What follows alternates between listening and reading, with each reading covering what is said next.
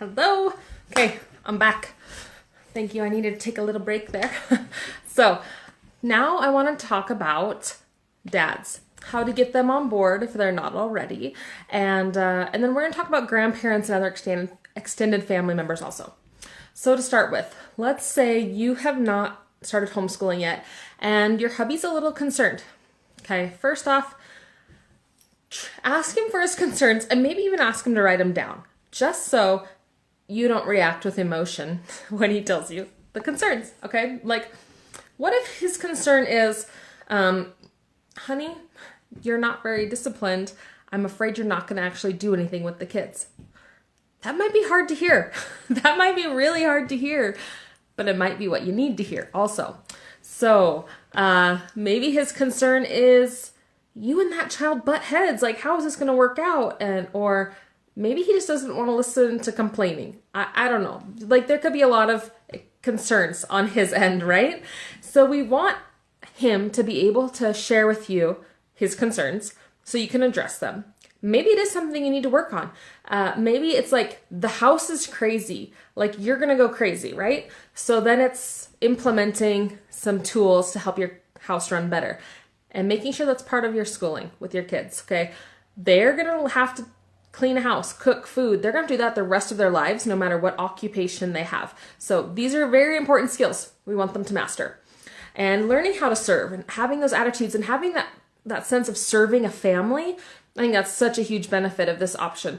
We're raising servant leaders, right? And we want them, when they become a dad or a mom, to be able to just serve their family. That's just normal. That's what you do. It's not like, well, I've been this little prince that has just had everything done for me, and you've come to all of my projects and you've just cheered me on from the sidelines my whole life. What? Now I have to do that for someone else? Okay. If you can't tell, that's an issue I have with a lot of kids and family dynamics. They're raising these little princes and princesses, and these kids are going to be in for a rude awakening when it's their time to be mom and dad, right?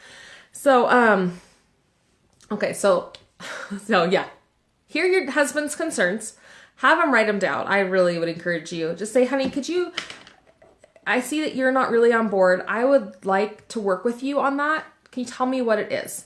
And this is, what I'm telling you now is a generalization, right? Like, you know your husband better than I do.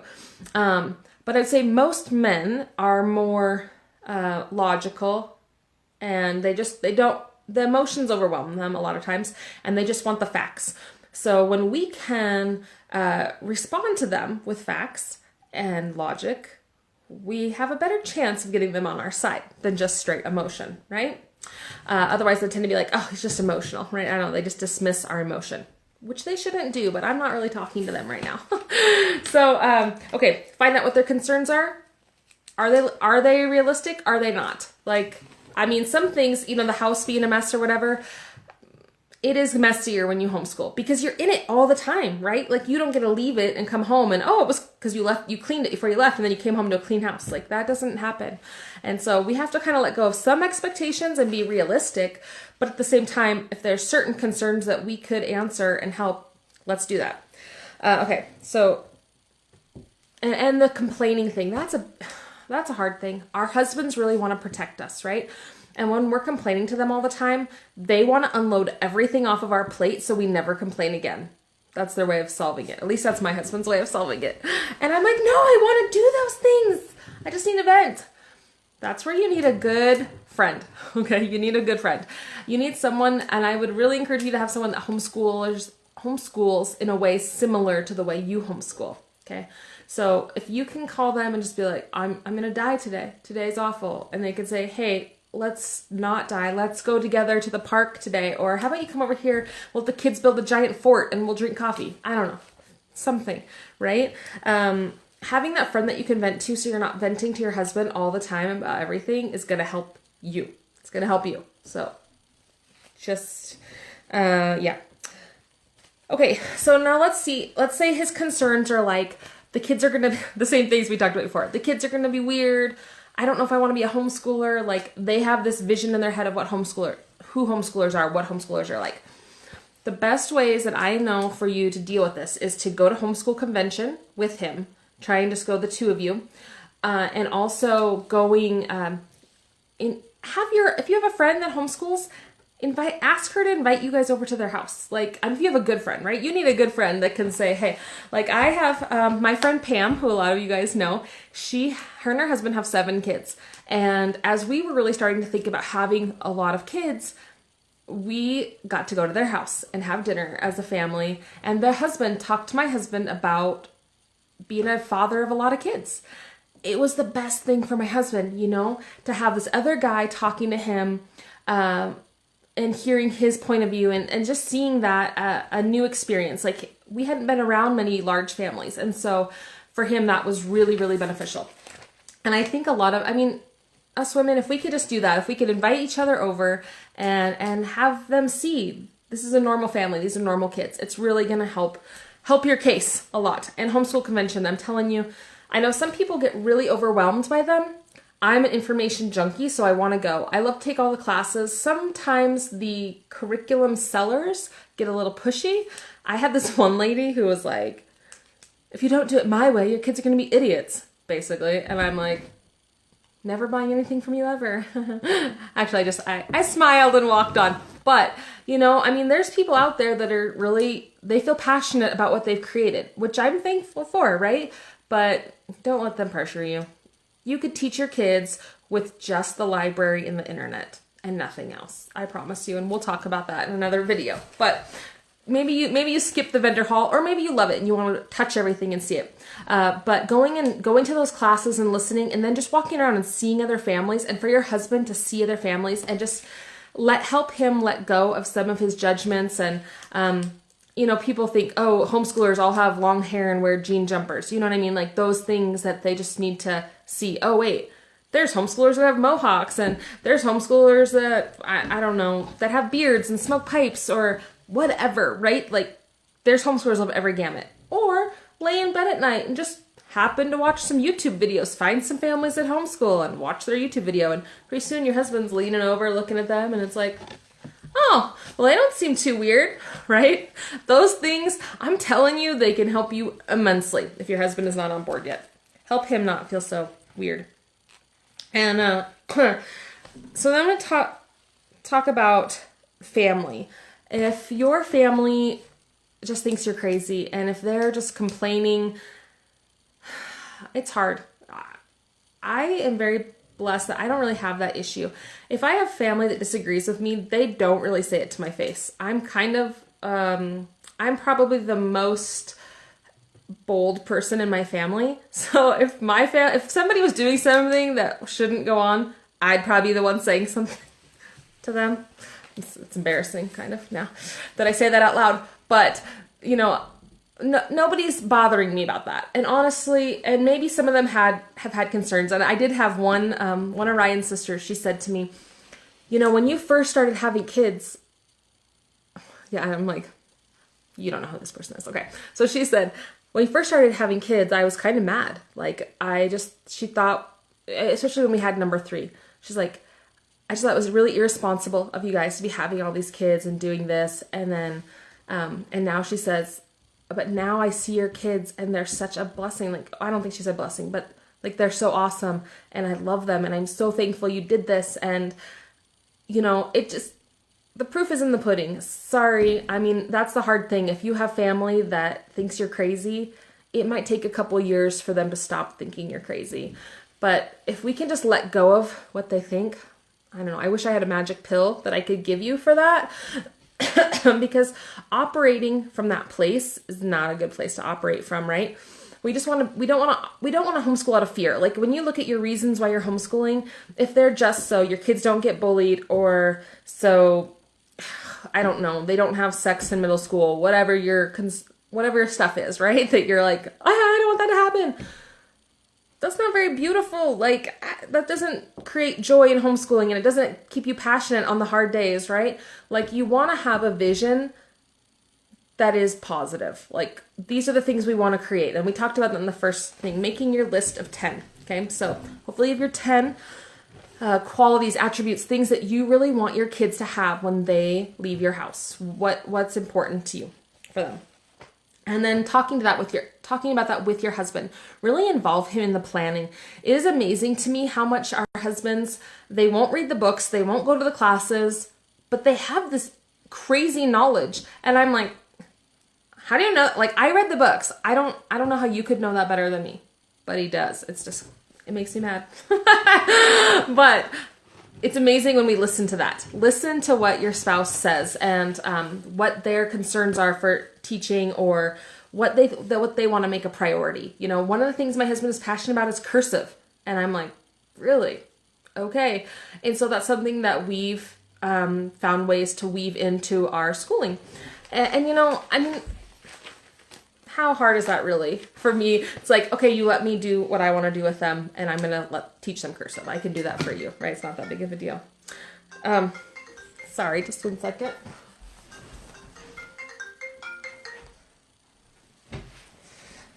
I don't know how to turn her phone off. Oh, I found volume. Yay. Volume off. There we go. Alrighty. So, being positive, having those positive things. So if we have that list and we've talked to our spouse about their list, what's their list of 10, you know, and compare those together. Now, some families have made like a family motto. This is what their focus is for their homeschool or their family as a whole. That's a beautiful thing. I have not convinced my husband to do that yet, and I don't really want to take the lead on that. I feel like that should be his job, but I won't go through my counseling session with y'all right now. Okay, so with your spouse, you've talked to them about their concerns, you've addressed them, kind of figured them out, asked somebody if you don't know, and a good answer. If you don't know a good answer, there's that. But, you know, point out the positives, why you think homeschooling would be beneficial for your kids, and really focus on those positives. It helps you way more than the negatives. And then also with your family, if they start questioning you, I would ask them really like, why? Why do you think this could be bad for our kids? And really listen to them. And it might be hard, right? Like, what if they say to you, like, how are you going to teach them algebra? And then there's a website for that. And there's this amazing curriculum. I mean, teaching textbooks. It's a curriculum a lot of people love.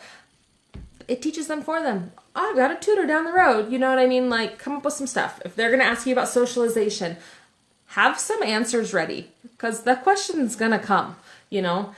Write it down. Have it ready so that when they're asking you, you've already thought about it. You're not stuck, you know, deer in the headlights at that moment. And then, you know, you always walk away from those going, oh, I should have said. But it's just like, yeah, socialization. What about it? What are you afraid of? Like, yeah. Okay. So a big passion I have is really for getting dads involved in your schoolwork. It's difficult for them. You know, they're out of the picture, you know, they're busy doing their thing, and they don't really know what you've done all day. And you don't really want to tell them everything you've done all day, right? Like, that's annoying. A couple things that we've loved over the years.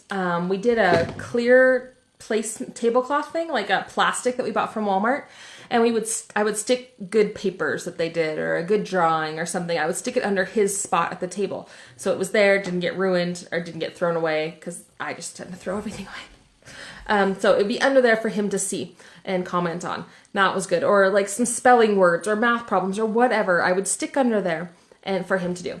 I would ask him, could you help with this subject? So the things that he's more passionate about, like he's a pilot, so he loves weather, science, he loves it. And so if we're driving in the car, I'll just ask him, like, tell me those clouds again.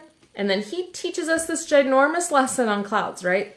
The kids love it. He loves it.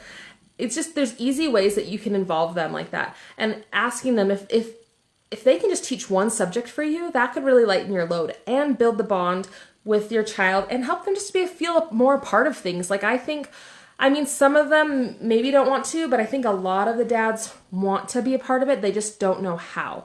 So if you can give them geography or whatever it is that they love, have them do the read alouds, you know, like, if dad just did one read aloud with them at bedtime, you know, whatever it is that works for your family, It's really fun. We've also had my husband teach at a homeschool co-op. That was really neat. So he just scheduled for, you know, a morning off for, it was like a month probably, you know, 1 day a week. And he took that morning off and he taught that class. It was great. Especially there were some really rambunctious boys in that class. It was awesome. I'm so glad he was there. He did a fantastic job, you know, and it was amazing. And I think like with the read alouds also, I don't know, when we first started having kids, his reading was atrocious. I mean, he could read the words, but it was like so boring, like I couldn't handle it. You know, it was bad. But he got better, you know, and now he's a fantastic, very animated reader to all the kids, but it took time, and probably I would suggest not critiquing him as much as I critiqued my husband. I gotta work on that. But, you know, if we can just give him those little things, and even if they stink at it, like there's things we stink at, right? But we have to keep doing them to get better. So if we can just ask them if there's ways they want to get involved, showing them ways. Okay, and for the family, again, there's a lot of studies out there. I posted one the other day, I think on my Melissa Lottie Brown, like public page thing, I don't know, some studies in there, and sharing those kinds of things with your family could help. It's all different, right? Some people are just grumpy, and some people take it personal that why are you homeschooling? School is good enough for my kids. Why isn't it good enough for yours? You know, and that's the thing, is like to help it, to really own it as a personal decision, and that you're not saying that everybody should do this, right? That's something that I struggled with for years. It was like, as God showed me stuff that I should work on or I should do, I took that as like, well, that means everyone should, right? No. No, it means that's what I should work on and that's what I should do. But I felt it so passionately, I shared it with everybody because that's what I do.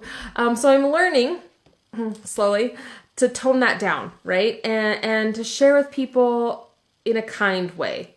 So I don't know. If you have a specific issue with your family, I love coming up with words and how you could best address that. Maybe that would help in that situation. So yeah, message me about that. I'm gonna end this video, or I'm gonna try and make the videos a little smaller so they're more on topic, and we'll be able to just go through them easier for people that aren't on live with us. Thanks for being here, guys, and we'll see you in just a second.